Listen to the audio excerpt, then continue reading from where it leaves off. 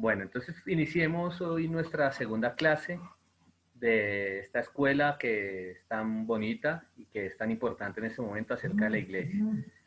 Acompáñenme en oración y comencemos poniendo este tiempo delante del Señor. Sobre. Amado Dios, te damos muchas gracias por este día, por esta noche. Gracias porque nos permites congregarnos alrededor de tu palabra, alrededor tuyo, Señor. Gracias porque dejaste revelación en las escrituras acerca de lo que en otros tiempos fue misterios, acerca de la iglesia, hablo específicamente, y basado en esas verdades, es que nosotros ahora podemos juntos dirigirnos a ti y que podemos juntos relacionarnos de una manera correcta contigo y con nuestros hermanos. Te pedimos que en este tiempo tu Espíritu Santo nos guíe a toda verdad y oramos quedando en este tiempo lo hacemos en el nombre del Señor Jesús. Amén. Amén. Bueno, hermanos, pues como les decía hace un momento, esta clase es una clase que cada vez cobra más relevancia y lo digo por la coyuntura en la que nosotros estamos pasando a este momento. Bien introducía el pastor el sermón el domingo acerca de la providencia de Dios y cómo el Señor, al menos a nosotros como iglesia, como congregación, nos llevó a que todos los caminos conduzcan no a Roma, sino a que todos los caminos conduzcan a la iglesia, porque ciertamente es un tema que necesitamos recordar, resaltar, examinar, meditar y luego de eso poner en práctica, es decir, vivir lo que nosotros examinamos. Entonces, en este tiempo todo tiene que ver con la iglesia y gracias a Dios que es así. Entonces comenzamos la semana pasada con una escuela, recordarles que que lo que estamos haciendo acá los jueves y los viernes a veces tiene una forma un poquito diferente porque es precisamente eso, es una escuela. Entonces, como una escuela hay una temática, los voy a ubicar, es la segunda clase que iniciamos, puse allí una imagen de nuestra iglesia y ya lo dijimos la semana pasada, no refiriéndonos al templo o al sitio, que no es que sea un gran pecado llamarle la iglesia, no lo considero así, pero al menos sí sabemos que la iglesia realmente, cuando las escrituras hacen referencia a la iglesia, está hablando no de un lugar, sino de los integrantes de la familia de Dios, de la congregación. Entonces, la semana pasada comenzamos hablando de algunas cosas que les quiero recordar para ver dónde estamos. Nuestro enfoque fue la semana pasada y sigue siendo esta acerca de una definición de lo que es la iglesia. Para eso comenzamos hablando primero del término, que naturalmente desde el griego se utiliza para iglesia y que en español es muy transparente, eclesía, y lo que significa este término, la forma que fue tomando durante los años y cómo fue adaptado por los apóstoles para hablar específicamente de la congregación de los llamados a ser miembros de la familia de Dios. Y comenzamos a hablar del designio, del diseño también de Cristo para su iglesia y hablamos de un pasaje que es Mateo 16-18, donde el Señor hace esta gran revelación a Pedro y le dice que sobre esta roca edificaré mi iglesia y las puertas del Hades no prevalecerán contra ella. Y había allí toda una promesa, un compromiso del Señor, ¿cierto? Algo que trasciende un involucramiento del Señor, una promesa de esperanza, de que es cierto, ¿cierto? Que es una promesa victoriosa, no es una promesa de posibilidades, sino es una realidad. Y terminamos hablando acerca de la iglesia y el reino, de cómo el reino fue prometido en su contexto original a los judíos, pero el pueblo de Dios, los judíos, la nación de Dios lo rechazó. Ellos querían un rey, pero no esperaban un rey como el Señor Jesús, querían un rey terrenal y lo rechazaron y ante ese rechazo del Señor, entonces el Señor llamó a otro pueblo, al menos de manera temporal. Y ese otro pueblo son los gentiles, es decir, somos nosotros los que no somos judíos étnicos, los que no somos judíos de apellido, de raza, de descendencia judía, sino que el Señor nos escogió y nos llamó como otro pueblo, pero esto solamente por un periodo, que en la cronología lo llamaríamos la era de la iglesia, porque al final Israel nuevamente, un remanente de todas las tribus y al final todo Israel será salvo y va a volver a un tiempo en el que el Señor va a gobernar a su pueblo, a los judíos específicamente. Esto ocurrirá durante el milenio. Pero mientras tanto, el Señor ha establecido un reino espiritual que cumple en su iglesia, a quien le ha sido dado el reino y de quien es el Señor es el rey. Entonces, eso a manera de resumen, así muy básico, pero esto porque nos muestra lo importante que es la iglesia y cómo el Señor establece una relación con ella, de tal manera que es muy importante que usted y yo entendamos correctamente lo que es la iglesia y cómo relacionarnos con ella. Ahora, ¿qué vamos a ver hoy? Hoy nos vamos a enfocar en hablar de unos conceptos que nos ayudan a entender mejor y a poner de alguna forma unos límites a esa definición grande que hemos hecho acerca de la iglesia. Entonces, para eso vamos a hablar hoy de conceptos como la iglesia visible y la iglesia invisible, la iglesia universal y la iglesia local. Yo sé que muchos de ustedes entienden el concepto de la iglesia universal y la iglesia local, pero no todos manejan o han escuchado el término de la iglesia visible e invisible. Algunos creen que la única categorización que se debe hacer es la de local y universal. Vamos a hablar también de la distinción que hay en las escrituras de la iglesia e Israel. ¿Por qué creemos y decimos que la iglesia e Israel hay una diferencia? Y al final de esta clase vamos a examinar las metáforas bíblicas que hay para la iglesia. El pastor de alguna forma también en la introducción del sermón del domingo, que ustedes lo pueden conseguir en a manera de propaganda en la aplicación de la iglesia, lo pueden buscar y ahí siempre está el último sermón, están los devocionales, están los temas, bueno, está todo lo que el Señor nos permite enseñar. Pero el punto es que el pastor también utilizó algunas de estas figuras, de estas metáforas que se utilizan en las escrituras para escribir la relación de Israel con la iglesia. Entonces ahí vamos a estar hoy y comencemos de esa manera hablando entonces de la iglesia visible y de la iglesia invisible. Es claro que el Nuevo Testamento reconoce que no todo el que se asocie de manera externa con la iglesia es un creyente verdadero.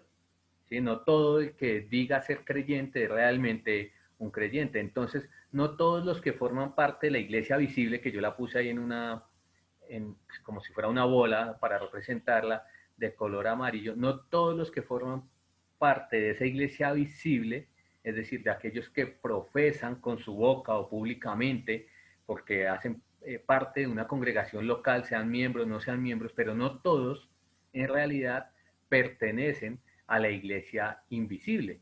Es decir, la iglesia invisible es la comunidad de aquellos que de verdad poseen fe salvadora. Entonces, si miramos en nuestro esquema, podríamos hacer algo como esto, donde podríamos ver que la iglesia invisible, que no todos los que están dentro del círculo amarillo están dentro del círculo azul.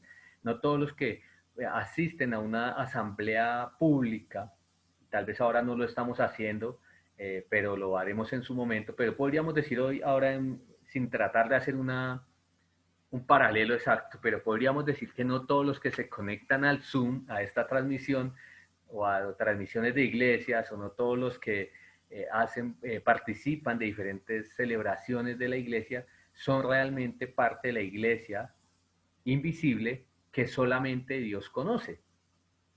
Solamente Dios sabe realmente quiénes son parte de la iglesia invisible. Siempre en la iglesia incluso hay falsos maestros, hay hipócritas que se sujetan a la iglesia visible.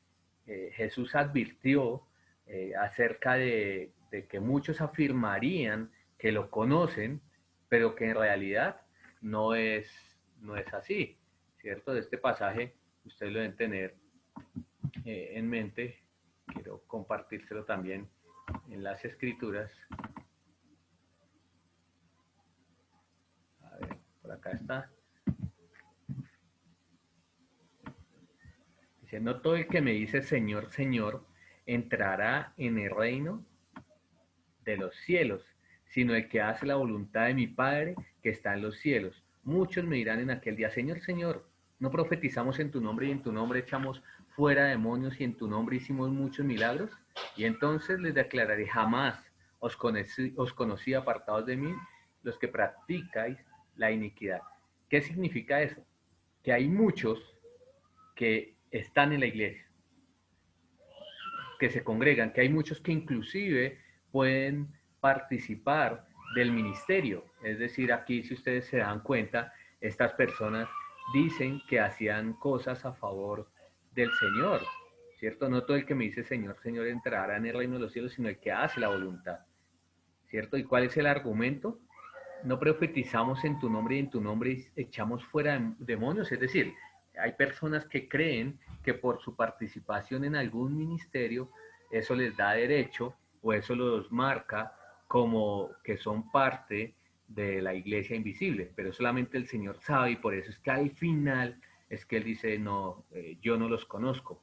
Y al final es que va a ser evidente quiénes son parte en realidad de la iglesia visible, quienes son parte de la iglesia invisible, es decir, quienes son parte realmente de la iglesia de Cristo y quienes no, y quienes no son parte de la iglesia de Cristo. Entonces, a la luz de esa advertencia, cualquier persona que profesa tener fe en Cristo debería autoexaminarse. ¿Sí? ¿Para qué? Para tener la seguridad de estar en la verdadera fe. Esto no es algo ajeno a las escrituras. Yo crecí en medio de una congregación en la que se nos enseñaba que nosotros no debíamos dudar de la salvación, como si fuera, o sea, como si fuera pecaminoso uno examinarse a ver, porque ya un día yo tomé una decisión, era el argumento, y entonces eso me garantizaba que ya yo era salvo, siempre salvo, y que no debía dudar de mi salvación para nada. Pero las escrituras no hacen eso. Dice, poneos, dice Pablo, a prueba para ver si estáis en la fe. Examinaos a vosotros mismos. ¿O no reconocéis a vosotros mismos que Jesucristo está en vosotros, a menos que de verdad no paséis la prueba? ¿Cierto? Es decir, Pablo dice, mírense ustedes mismos. Y es lo que deberíamos hacer nosotros cada vez que participamos de un servicio un dominical, cada vez que estamos en un estudio, cada vez que abrimos las escrituras y se nos habla acerca de nuestro estilo de vida, ¿qué nos caracteriza? La obediencia, como decíamos, como el Señor Jesús decía en el pasaje que veíamos ahorita de Mateo, ellos son hacedores de maldad, ¿cierto? ¿Quién entrará en el reino del cielo? El que hace la voluntad. ¿Qué nos caracteriza? Nos caracteriza eso, hay que hacer un examen, ¿sí? O nos caracteriza que hacemos el mal. No quiere decir con eso que haya vidas perfectas y que los que hacen parte de la iglesia invisible sean más maduros o que sean más cristianos o que sean más salvos. No, solamente hay un grupo salvos y no salvos, creyentes y no creyentes, pero hay un grupo de personas que afirma estar en la iglesia verdadera y resulta que no. Entonces es válido ponernos a prueba, es válido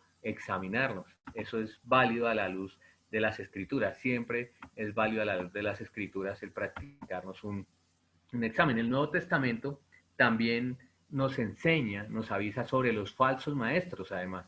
No solamente falsos creyentes, sino que hay falsos maestros que deliberadamente buscan amenazar a la iglesia, pero ya no lo hacen desde afuera, sino lo hacen desde adentro.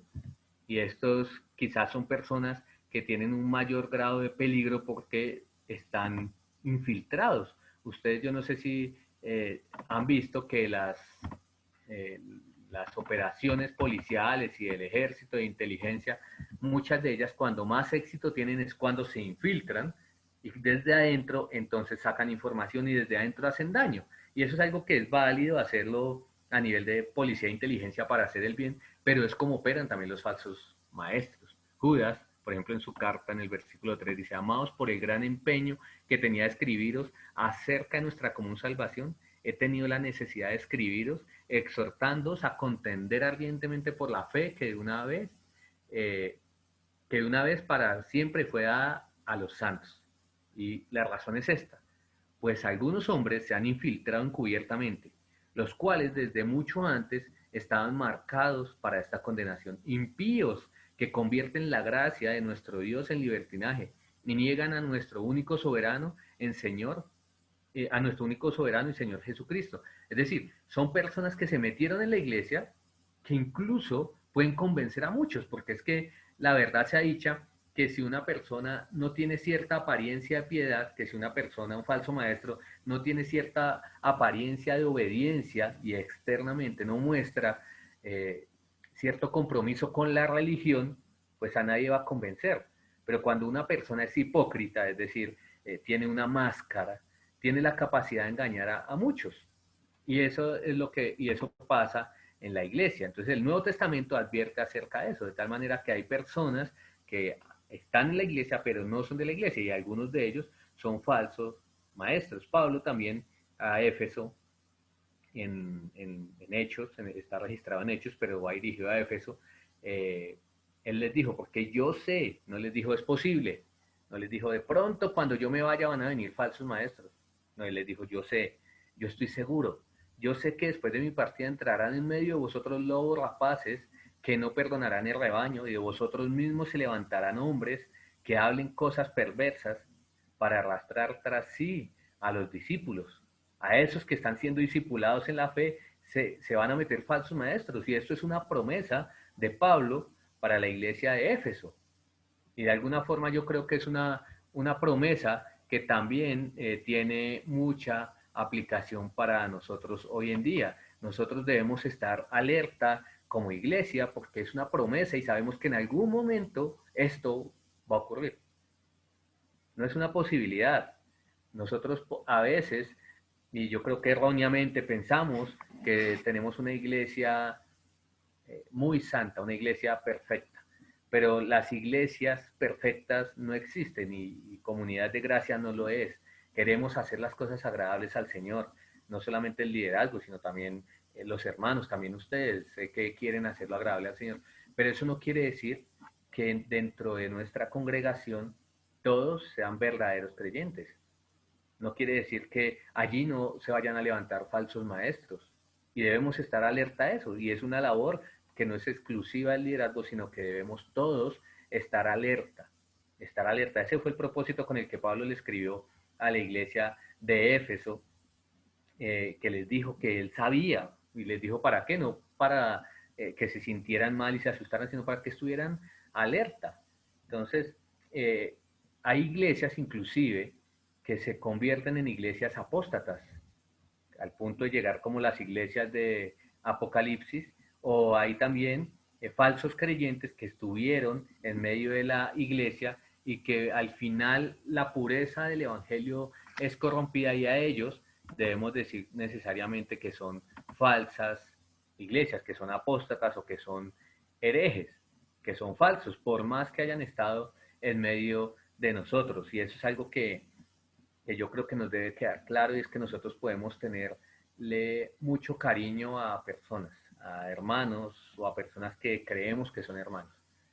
Pero en el momento en que una persona, y quiero ser cuidadoso con lo que digo, pero en el momento en que una persona se tuerce, en el momento que una iglesia, por ejemplo, que sea presidida por un hombre que nosotros admiremos, pero se tuerce del evangelio, nuestra labor es proteger a la iglesia. Entonces nosotros estamos, no con el que le teníamos cariño porque era nuestro amigo, porque tal vez era el compinche, como quizás lo fue Judas del Señor Jesús inclusive, que era muy cercano. No, no nos vamos con ese. ¿Con quién nos vamos? Con la iglesia verdadera. Y siempre el sentido va a ser proteger a la iglesia verdadera, pero somos conscientes de esta realidad.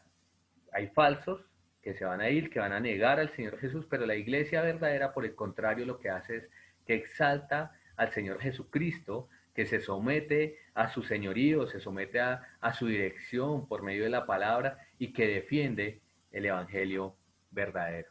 Entonces eso era un concepto o es un concepto que debemos tener claro, que hay iglesia visible e iglesia invisible, ¿cierto? Eso es un primer concepto. Ahora, hay otro concepto que, que quiero también que le dediquemos algo de tiempo y tiene que ver con la iglesia local y la Iglesia Universal. La Iglesia Universal incluye a todos los creyentes verdaderos a lo largo de toda la era de la Iglesia. ¿Sí? Quienes son miembros, ellos, como dice Hechos 12, son la congregación de los primogénitos que están inscritos en los cielos. Son aquellos que han sido declarados justos, son aquellos a los que sus pecados les han sido perdonados, aquellos que han sido lavados por la sangre de Cristo. Todos los creyentes verdaderos a lo largo de la historia de la Iglesia, tanto los que estamos vivos hoy como los que ya están en el cielo, forman parte de la Iglesia Universal. El Nuevo Testamento, al mismo tiempo, da instrucciones a quienes forman parte de la Iglesia Universal en cada generación, que han sido dispersados por todo el mundo, porque desde Hechos la Iglesia comenzó una dispersión provocada un poco por la persecución, pero provocada más que nadie porque era el cumplimiento de la promesa del Señor de ir hasta los confines de la tierra, y comenzó a esparcirse. Pero eso no quiere decir que haya dejado de ser iglesia. Es la iglesia del Señor, es la iglesia universal. De hecho, la palabra universal es la misma, o es de donde se toma la palabra católica. Y en un sentido, algunos credos dicen que nosotros efectivamente somos una iglesia católica y apostólica, porque estamos sembradas sobre el fundamento de los apóstoles. Claro, ¿qué no somos? No somos romana, porque nuestra autoridad no está en Roma, pero somos parte de la iglesia universal. Somos parte de la iglesia universal. Pero a esos creyentes en cada generación, a esos creyentes en cada momento de la historia, las escrituras dan instrucciones de que se reúnan en asambleas locales. Y es ahí donde aparece la iglesia local. Es decir, la iglesia del Señor Jesucristo, en todos los tiempos, es la iglesia universal. Comunidad de Gracia es una iglesia local, no es la única iglesia. Somos una iglesia que es parte de la iglesia universal, ¿cierto? Y debemos reunirnos en asambleas locales. Y ese es un patrón que estuvo claro a través del Nuevo Testamento. Siempre se reunían, siempre. De hecho, tan pronto una persona cambiaba de ciudad, lo que hacía era buscar la iglesia en otra ciudad, porque ya no podía volver a su iglesia, porque por geografía era imposible que fuera. Pero siempre está la directriz. El pasaje más claro aquí, obviamente, está en la carta que escribe el Espíritu Santo a los hebreos, ¿cierto? Dice, y consideremos, Hebreos 10:24, y consideremos cómo estimularnos unos a otros, al amor y a las buenas obras. ¿Y cómo hacemos eso? ¿Cómo nos estimulamos? Hay diferentes maneras de estimularnos. Podemos pensar en llamarnos, en visitarnos, pero aquí el autor de Hebreos muestra que la forma práctica es no dejando de congregarnos como algunos tienen por costumbre, sino exhortándonos unos a otros, y mucho más al ver que el día se acerca. ¿Qué es lo que pasa? Que nosotros necesitamos estar juntos.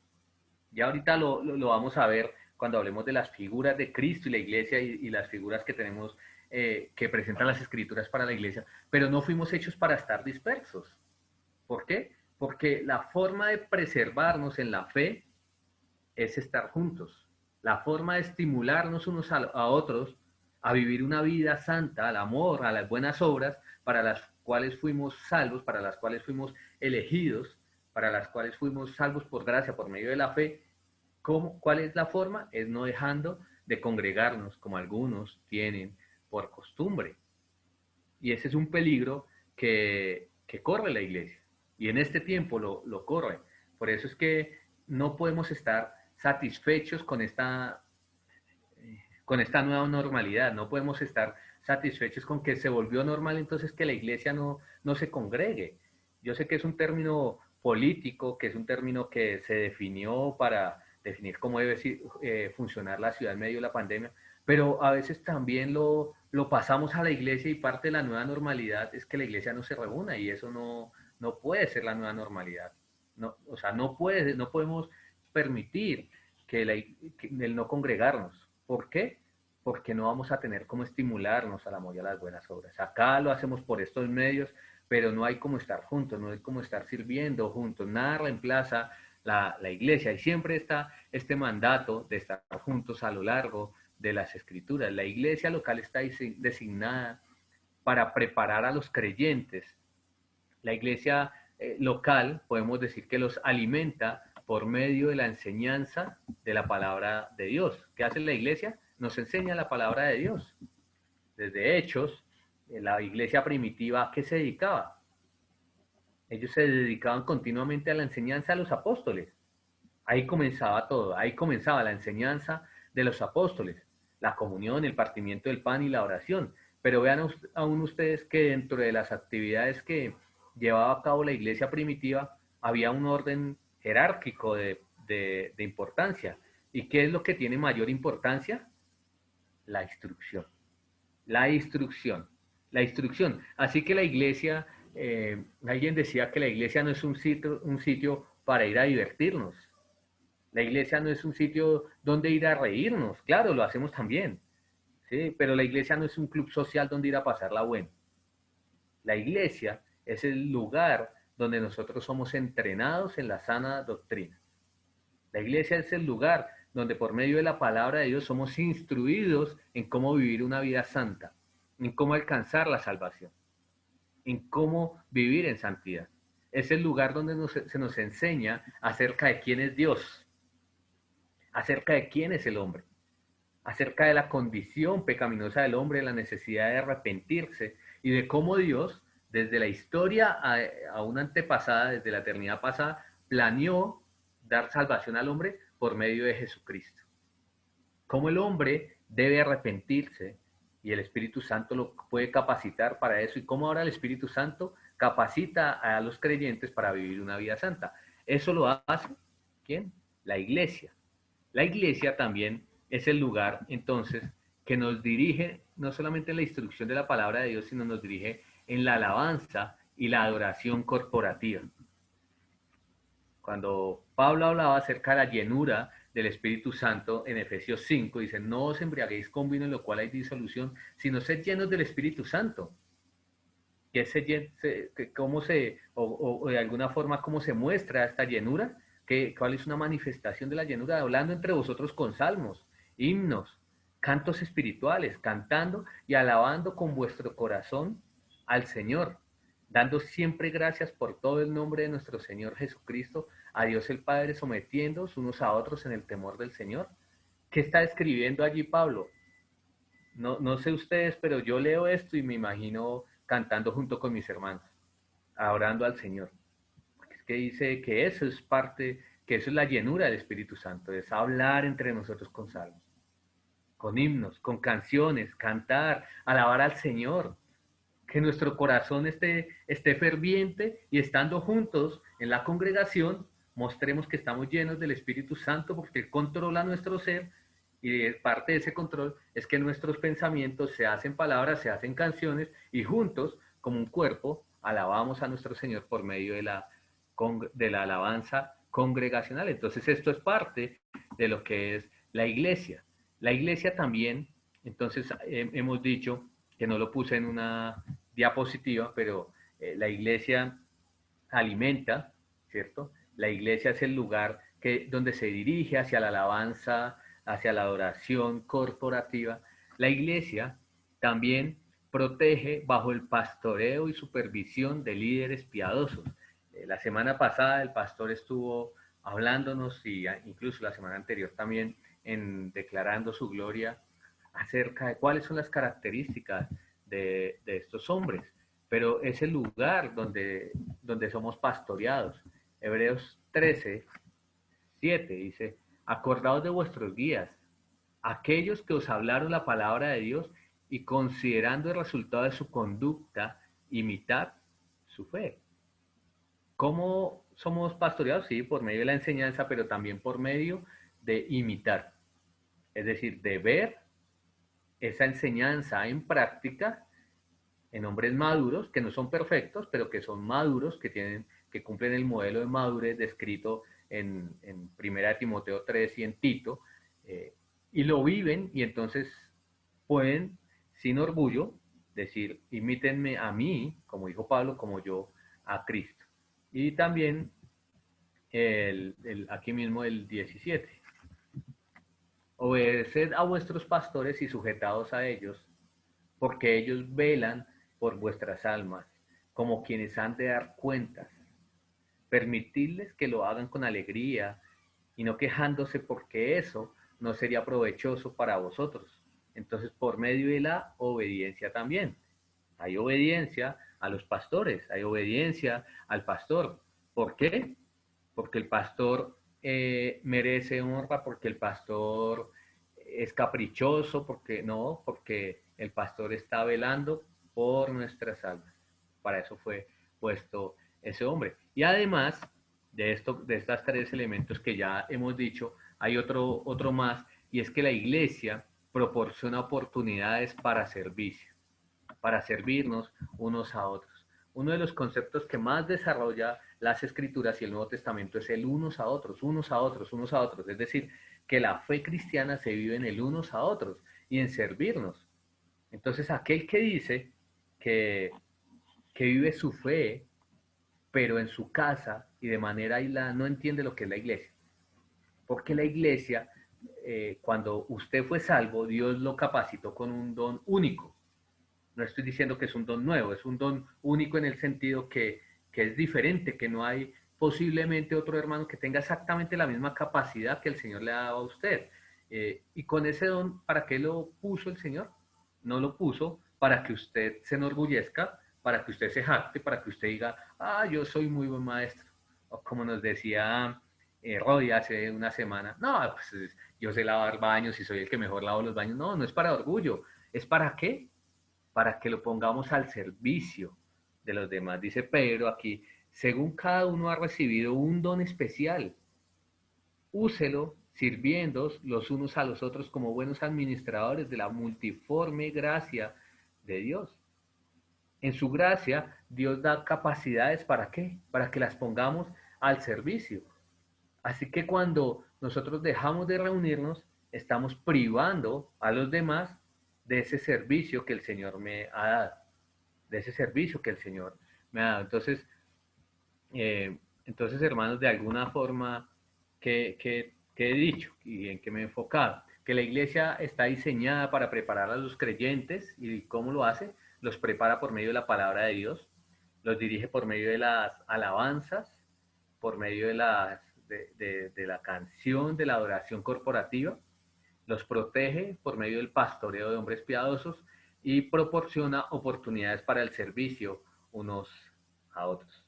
Entonces la iglesia local es sumamente importante. Somos parte de la iglesia universal y qué buen concepto, qué bueno saber que somos esencialmente parte de la misma iglesia que fueron los hombres del primer siglo, que somos parte de la misma iglesia, la iglesia de Cristo, no hay varias, es una sola, la iglesia universal.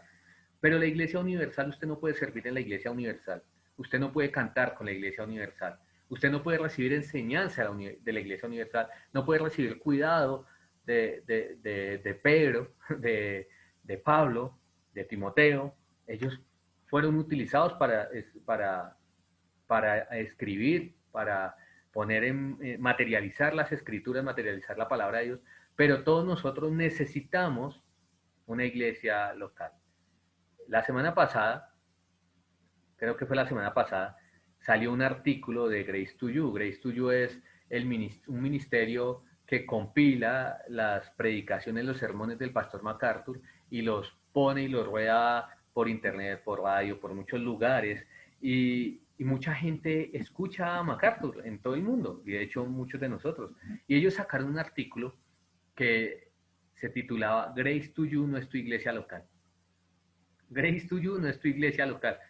¿Por qué? Porque muchas personas afirman que Grace to You es su iglesia y que MacArthur es su pastor. Y el pastor MacArthur, a quien tenemos admiración, él no tiene ni idea de ustedes. En cambio, nuestro pastor, al que el Señor puso en Comunidad de Gracia, él sí sabe mucho de nosotros.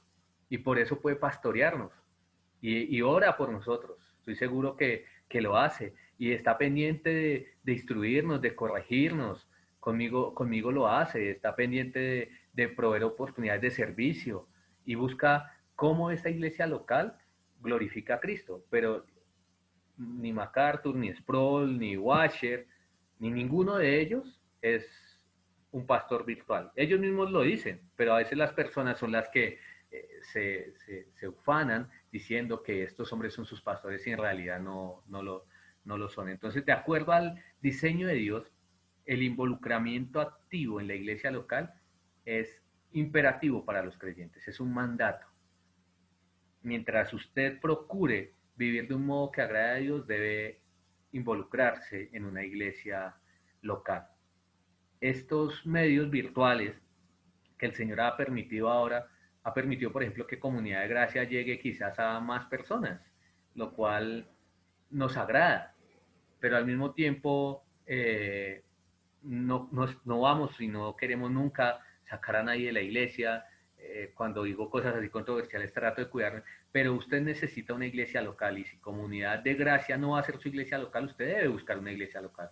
Claro que las puertas de nuestra iglesia están abiertas para aquel que quiera comprometerse con este ministerio, pero todos necesitamos una iglesia local, entonces no nos acostumbremos a andar como en la nebulosa creyendo que por medio de un ministerio virtual podemos realmente disfrutar de las bendiciones del Señor que el Señor tiene para nosotros en la iglesia. Entonces, otro concepto que tal vez es un poco más denso, que quiero que hablemos ahora, es acerca de la iglesia Israel. Entonces, bueno, había puesto acá algo y me sale. Ah, no, acá no. Bueno, sí había puesto, se me había olvidado. Entonces, para los que no tomaron nota, pueden tomarle un pantallazo digamos, a cómo la iglesia capacita a los miembros, cómo los desarrolla, de acuerdo a la voluntad del Señor por medio de estas cuatro actividades que se hace primordialmente en la iglesia. ¿Listo? Entonces creo que ya pudieron tomar el pantallazo los que les gusta tomarlo. Ahora, entonces hablemos de la distinción entre la iglesia e Israel. Al definir la iglesia, es necesario entender la relación precisamente entre la iglesia del Nuevo Testamento e Israel del Antiguo Testamento. Hay algunos partidarios de una teología que le llaman la teología de reemplazo. Insisten en que la iglesia es el nuevo Israel. Es decir, según ese punto de vista, las bendiciones prometidas en el antiguo pacto, en el Antiguo Testamento a la nación judía, entonces han sido totalmente transferidas a la iglesia. Entonces hay muchas personas que indiscriminadamente buscan cualquier promesa que se le dio a Israel y la aplican a la iglesia. Y lo hacen en realidad no solamente con todo Israel, sino con cualquier tipo de promesa. Pero eso no es una postura correcta. No es una postura correcta. La Biblia reconoce que hay una distinción que se mantiene a lo largo del Nuevo Testamento entre las dos cosas. Es decir, el Nuevo Testamento no dice, ahora que tenemos la iglesia, esto fue traspasado para acá. Lo que era para Israel fue traspasado para la iglesia. La Biblia sigue hablando, no de un reemplazo, sino sigue hablando tanto de uno como el otro. Miren, por ejemplo, un texto, 1 Corintios 10:32, dice, no seáis motivo de tropiezo, ni a judíos, ni a griegos, ni a la iglesia de Dios, ¿cierto? Ni a judíos, ni a griegos, ni a la iglesia de Dios. En el Nuevo Testamento se presenta, de hecho, la iglesia como una nueva entidad, no se presenta como algo que hubiera existido siempre, sino como una nueva entidad. Dice acá Efesios 2:15, aboliendo en su carne la enemistad, la ley de los mandamientos expresados en ordenanzas para crear en sí mismo de los dos un nuevo hombre, estableciendo así la paz. Entonces, ¿qué nos muestra la Escritura? Que la iglesia es una nueva entidad que está compuesta tanto por judíos como por gentiles, pero que se caracterizan porque creen en el Señor Jesucristo, en la obra del Señor Jesucristo. Y es un misterio que no se revela plenamente sino hasta esta era. ¿Sí? No se revela plenamente. Por eso decíamos cuando comenzamos hablando la semana pasada de la palabra eclesía, que cuando se utiliza en el Antiguo Testamento, sí, se utilizaba el concepto de eclesía, de congregación, se utilizaba el mismo concepto, pero no era porque se estuviera refiriendo a la iglesia, sino a una congregación de hombres que tomaban una decisión. Era otro contexto y la palabra tenía otra definición, pero no es que la iglesia estuviera desde el Antiguo Testamento. Eso es coherente con la descripción que el Señor Jesús hace de la iglesia como una realidad futura, como una realidad que antes de su muerte y de su resurrección todavía estaba esperando para el futuro. Es el texto que estudiamos la semana pasada. Yo también te digo, tú eres Pedro y sobre esta roca edificaré mi iglesia. Es futuro, es futuro. La iglesia es una entidad futura. De los más de 2000 usos del término Israel en las escrituras, más de 70 se encuentran en el Nuevo Testamento. Y los comentaristas bíblicos concuerdan en que la mayoría de estas apariciones se refieren al Israel étnico, ¿sí? Ya sea a la nación en su conjunto, como todas las tribus, o a un grupo de judíos.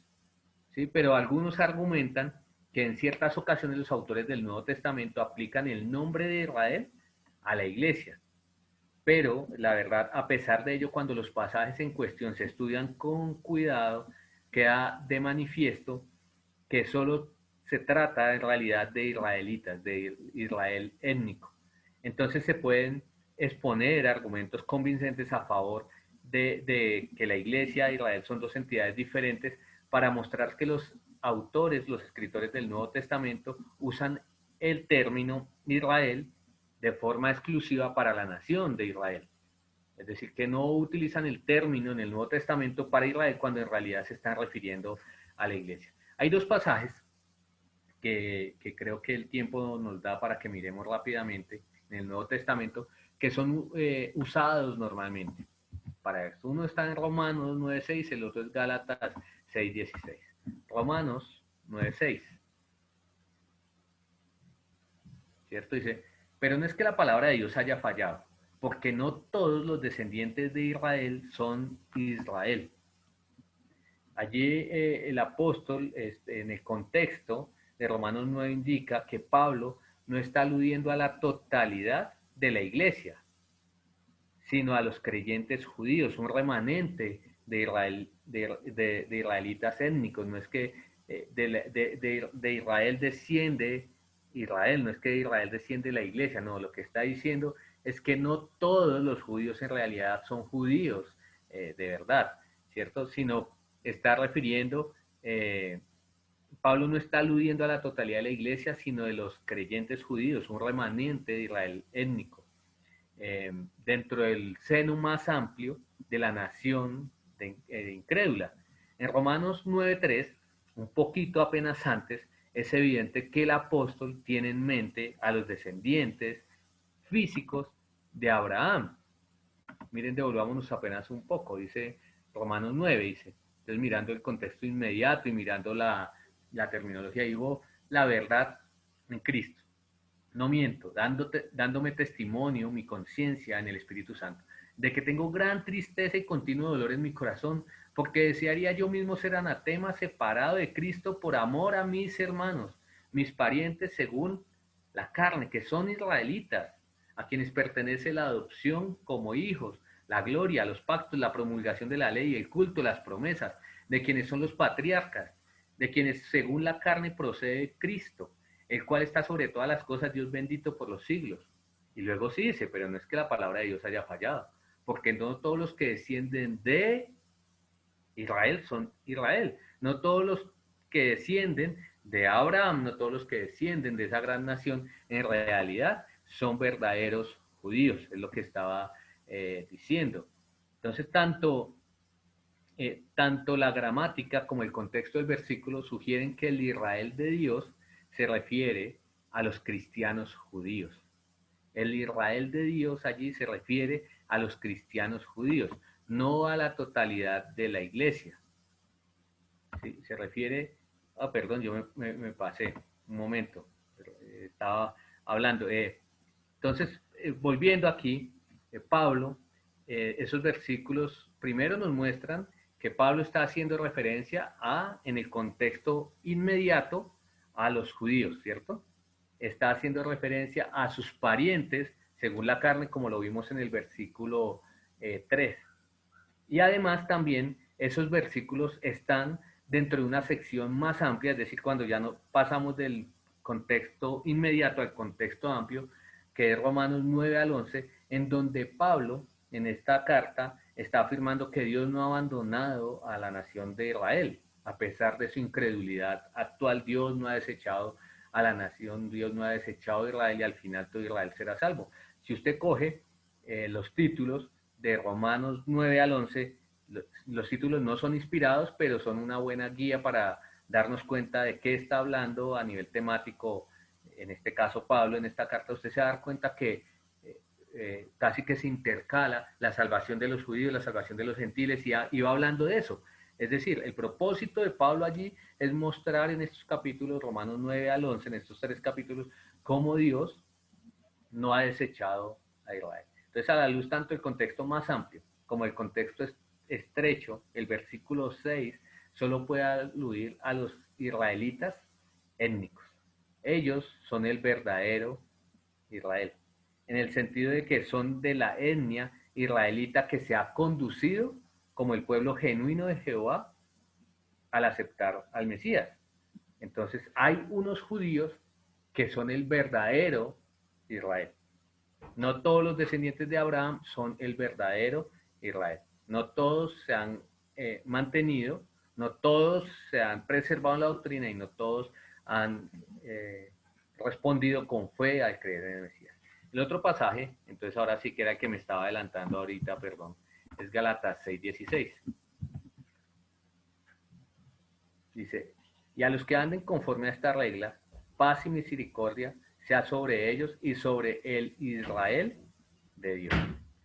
Y sobre el Israel de Dios. Entonces, nuevamente, Pablo allí lo que está haciendo es haciendo un saludo de despedida a los lectores, a los de esta región, ¿cierto? Y dice que, y habla a todos los que anden conforme a esta regla, paz misericordiosa sea a ellos y al Israel de Dios. Algunos han sugerido que el Israel de Dios en este pasaje entonces se refiere a la iglesia en su conjunto. Suena bonito, suena llamativo que las escrituras nos llamaran el Israel de Dios, ¿cierto? Parece llamativo, pero esa interpretación no es correcta. Tanto la gramática como el contexto del versículo sugieren que el Israel de Dios se refiere a los cristianos judíos y no a la totalidad de la iglesia. Gramaticalmente, en este versículo, Pablo está hablando con total claridad de dos grupos de personas, de dos grupos distintos, y para ello utiliza dos pronombres. Ellos, en alusión a un grupo, y el Israel de Dios a otro grupo, ¿cierto? Una interpretación directa del versículo sugiere que ellos alude a creyentes gentiles, seguramente a gentiles de las iglesias gálatas, quienes se sometían a la instrucción apostólica que Pablo había enseñado, que Pablo había articulado, que Pablo había puesto como fundamento. Ellos en particular no estaban influenciados por la falsa enseñanza de los judaizantes, que insistían en que era necesario que los cristianos primero, o que los cristianos gentiles primero deberían ser circuncidados para así poder ser parte del pueblo de Dios. Entonces, el primer grupo, el ellos, alude a gentiles de esas iglesias, ¿cierto? El segundo grupo, entonces, alude a cristianos judíos étnicos, que ellos al haber sido circuncidados en sus corazones, y no solamente físicamente, porque eran cristianos verdaderos, nacidos de nuevo, ellos eran los verdaderos israelitas, ¿cierto? Es el mismo grupo a quien Pablo se refirió en Romanos 9:6, Entonces aquí claramente hay dos grupos. Contextualmente, entonces eso es gramaticalmente, contextualmente, el elogio que Pablo hizo a los cristianos judíos sirvió como una nota importante al cierre de esta carta en la que él lo que hizo fue denunciar sin ningún tipo de rodeos a los judaizantes. La refutación firme aquí de Pablo respecto a la idea de que las obras de la ley mosaica fueran necesarias para la salvación pudo haber llevado a algunos a concluir que Dios había acabado completamente y de manera definitiva con la nación judía, ¿cierto? Que estaba estrechamente asociada a la observancia de la ley. Entonces, la nota especial aquí, en el saludo de Pablo, en el saludo de los apóstoles a los creyentes israelitas, ilustraba la realidad de que ese no era el caso, de que Dios no había desechado a Israel. Por eso Pablo en esta salutación se propuso mostrar con claridad y por eso dice a los que anden conforme a esta regla, paz y misericordia sea sobre ellos y sobre el Israel de Dios. ¿Por qué? Porque tenía el propósito de mostrar que Dios no desechó, no había desechado y no lo ha hecho ni lo va a hacer a los judíos a pesar de su incredulidad temporal y que dentro de la iglesia el Israel de Dios son esos verdaderos creyentes que tienen un corazón circuncidado, que han creído en el Señor Jesucristo. Entonces, como conclusión de este punto, al distinguir el Nuevo Testamento entre la Iglesia e Israel, es necesario que los creyentes mantengan esa distinción. Hay una distinción entre la Iglesia e Israel. La combinación de ambas puede llevar a problemas hermenéuticos, a problemas interpretativos importantes en los que las promesas y las directrices que se les dieron de manera específica a la nación de Israel, entonces se espiritualicen o se alegoricen, porque es la única forma de buscar un cumplimiento, y se apliquen de forma incorrecta a los creyentes gentiles de la iglesia hoy en día. Entonces debemos tener mucho cuidado. Debemos entender que Israel, que la iglesia ha recibido la bendición de Israel, ¿cierto? Que somos parte del pueblo de Dios, que hemos sido injertados, pero que en realidad la iglesia no reemplazó a Israel. La iglesia no reemplazó a Israel, por tanto, hay varias conclusiones acá, varias implicaciones. Dios no ha desechado a Israel, ahí todavía Dios tiene un plan para Israel, ¿cierto? En el milenio lo va a ejecutar, va a reinar sobre su nación, pero por tanto también hay una implicación y es que debemos tener cuidado porque las promesas y mandamientos e instrucciones que Dios dio a su pueblo no son instrucciones para la iglesia, ni las promesas ni las instrucciones, ¿cierto? Entonces, debemos dejar claro que aunque Dios está orando por medio de la iglesia en esta era presente y aunque la iglesia participa en las bendiciones del nuevo pacto, en el futuro Dios volverá a prestar atención a la nación de Israel en cumplimiento de diferentes promesas que hay en las escrituras. Entonces, volviendo a nuestra presentación, tengo allí las escrituras. Entonces hay una distinción entre la iglesia e Israel. Ahora, hay unas metáforas bíblicas que no nos va a dar el tiempo y no quiero correr. Creo que puedo aprovechar que tenemos varias semanas y podemos redistribuir el contenido. Hay varias metáforas bíblicas que las vamos a dejar para la semana próxima, que nos muestran las escrituras. Estas son algunas en las que vamos a profundizar. La iglesia es la esposa de Cristo, ¿cierto? La iglesia es el cuerpo de Cristo. Hay una ilustración que también presenta las escrituras de manera continua y es una relación de dependencia de la vid y los pámpanos.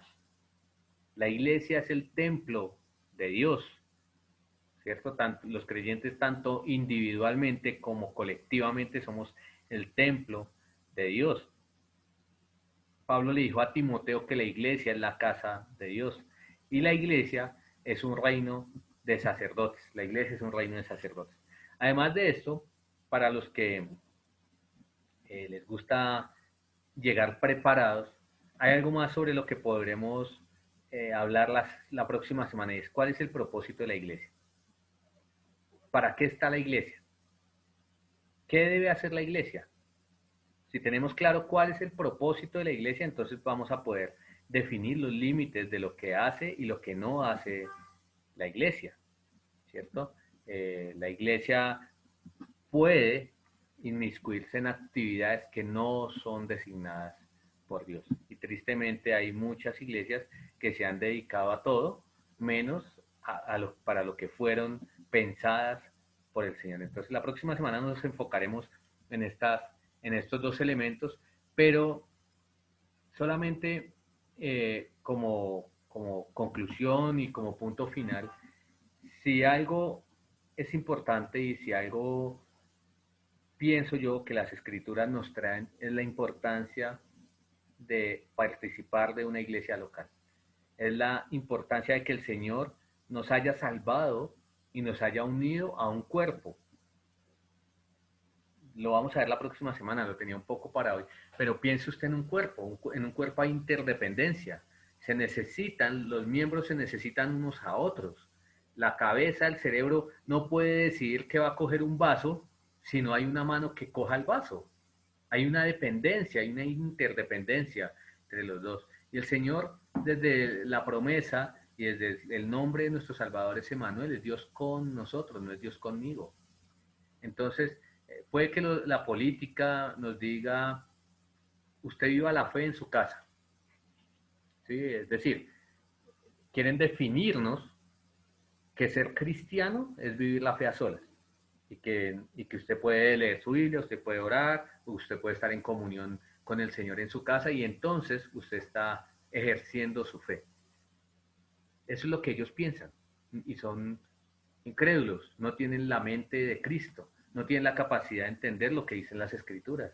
Claro, están pecando, pero nosotros entendemos correctamente y entendemos que la iglesia no es, que la fe no es eso, que la fe hace parte de glorificar a Dios de manera colectiva, ¿cierto? Participando de una iglesia en la que podemos recibir esa edificación, en la que podemos recibir ese cuidado, en la que podemos alabar y glorificar al Señor juntos, en la que podemos servirnos unos a otros. Entonces, yo diría que la fe va, va directamente conectada con la iglesia local, directamente relacionada con la iglesia local. Y la evidencia de una fe verdadera también va directamente relacionada con el compromiso real, con el compromiso con la iglesia local. Un cristiano maduro no puede ser maduro y no congregarse, o no amar a sus hermanos, o no servir a sus hermanos, o cohibirlos del don que el Señor ha dado, o no recibir cuidado pastoral, no recibir enseñanza de la palabra de Dios de sus hermanos de la iglesia local en la que el Señor los puso. Es indispensable, es completamente necesario y es parte del proceso en el que inclusive tenemos la oportunidad de pecar unos contra otros.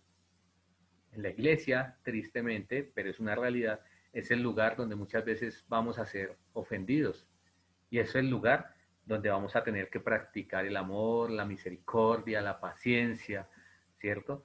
Es el lugar donde nuestra fe va a crecer, no es aislados, no es aislados, hermanos. Entonces quería poner eso y sé que a medida que sigamos abriendo la palabra de Dios y que vayamos profundizando más, vamos a tener la oportunidad de profundizar y de ser más confrontados, exhortados y animados respecto al beneficio y al privilegio de la iglesia universal y de la iglesia local. Entonces voy a terminar haciendo una oración en la que les pido me acompañen. Amado Dios, gracias Señor. Gracias porque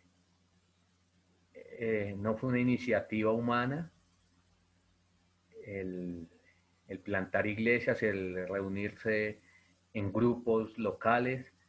Eso no fue un invento de hombres, eso fue un invento planeado desde la eternidad por nuestro Dios y ejecutado y prometido por el Señor Jesucristo, ejecutado por el Espíritu Santo. Y gracias porque es el mejor lugar y los que de alguna forma hemos entendido el privilegio participar de la iglesia local, no podemos hacer otra cosa que gozarnos y darte gracias, Señor, porque la iglesia es el mejor lugar.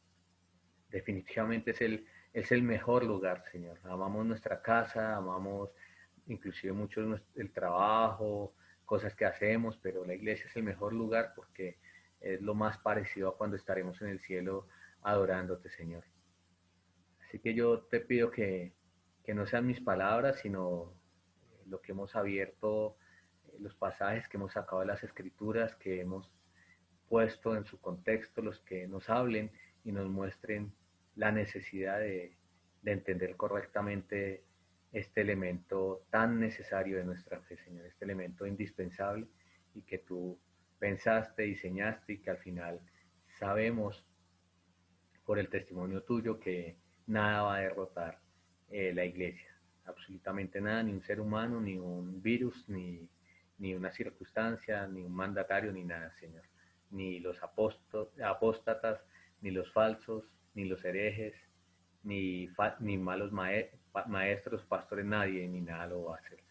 Señor, te damos muchas gracias y te pido por nuestra iglesia local, para que tú la guardes, que des inteligencia, discernimiento al liderazgo y a los hermanos para identificar cuando se levanten de dentro de nosotros falsos maestros, para ver cuándo es necesario alertar y tomar medidas contra la falsa enseñanza, Señor, y para poder, para que estos hombres, para que el pastor haga su trabajo de guardar la iglesia. Y gracias por todo lo que has hecho en estos años que lleva Comunidad de Gracia, Señor, y por cómo tú has ido gobernando tu iglesia, porque al final es tu iglesia y no la iglesia de ningún hombre, y tú pones y quitas y diriges y das capacidades, y es lo que has hecho con esta iglesia, en la que podemos decir que es nuestra iglesia, por ser la iglesia en la que nos has puesto y saber que somos de la iglesia y la iglesia es nuestra, Señor. Te damos muchas gracias y oramos esta noche pidiéndote también por la comunión y lo que cada uno de nosotros vaya a hacer posterior a este grupo, Señor. Oramos así en el nombre del Señor Jesús. Amén.